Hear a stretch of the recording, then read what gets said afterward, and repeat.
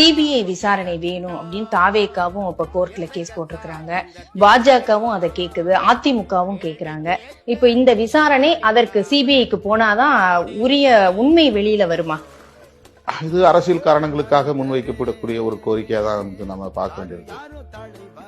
இதுல நான் மறுபடியும் அதே கொஸ்டின் தான் கேட்கிறேன். சிபிஐங்கிறது என்னவோ ரொம்ப 100% நம்பகத்தன்மை உள்ள ஒரு புலனாய்வு நிறுவனம்ங்கிற மாதிரி எல்லாரும் இங்க பேசுறாங்க. சிபிஐங்கிறதும் ஆளுங்கட்சியால் கையாளப்படக்கூடிய ஒரு கருவியா தான் இன்னைக்கு மாறி இருக்கு. சிபிஐ வழக்கு போட்டுட்டா தாமதப்படுத்த முடியுங்கிறத தவிர இதுல ஒன்றும் பெரிய நீதி கிடைக்கும்னு சொல்ல முடியாது. எனக்கு தெரிஞ்சு வேங்கைவேல் விவகாரத்துல கூட நீங்க சிபிஐ கோருனீங்க. தமிழக காவல்துறை மேல இருக்கக்கூடிய நம்பிக்கை போயிருச்சு, சிபிஐ விசாரணை தேவை அப்படின்னீங்க.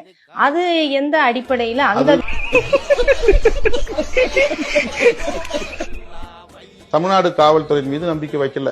அவங்க எங்களையே மிரட்டுறாங்க, எங்களையே ஒத்துக்க சொல்றாங்க, எங்களையே குற்றவாளியாக்க பாக்குறாங்கன்னு தொடக்க நாள்ல இருந்து டே 1ல இருந்து அவங்க இதே குற்றச்சாட்டு சொன்னாங்க. அவங்களுக்காகத்தான் நான் பேச முடியும்.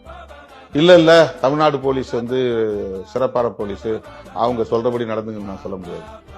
நாம கூட்டணியில இருக்கிறோம், அதனால ஆளுங்கட்சி கூட்டணியில இருக்கிறதுனால அவங்க சொல்றபடி நீங்க நடந்துங்க அப்படின்னு நான் மக்கள்கிட்ட சொல்ல முடியாது. பாதிக்கப்பட்ட மக்களுக்கு தமிழ்நாடு காவல்துறையின் மீது சுத்தமா நம்பிக்கை இல்லைங்கிற போது வேற யார என்ன கோரிக்கை வைக்க முடியும்? ஸ்பெஷல் இன்வெஸ்டிகேஷன் டீம் கேட்கலாம். இல்ல, அப்படி இப்ப ஒரு பார்வை இருக்கும்போது பாதிக்கப்பட்ட மக்களுக்காக நாங்க சொல்றோங்கிறது ஒரு வெற்று வார்த்தையா தானே இருக்கும். அப்ப அந்த இடத்துல பாஜகவுக்கும் பிசிகாவுக்கும் என்ன அண்டர் கிரவுண்ட் டீலிங்கான்னு வராதா? அவங்களுக்கும் இது மாதிரி கரெக்ட். நீங்க உங்களுக்கு கொஸ்டின் கரெக்ட். திமுக போலீஸ் மேல நம்பிக்கை இல்லைன்னு இவங்க சிபிஐ கேட்கறாங்க. ஆனால் நான் கேட்கறது இதுல அரசியல் பண்றது கேட்கல. அவங்களுக்கு அரசியல் பண்ற நோக்கம் இருக்கு.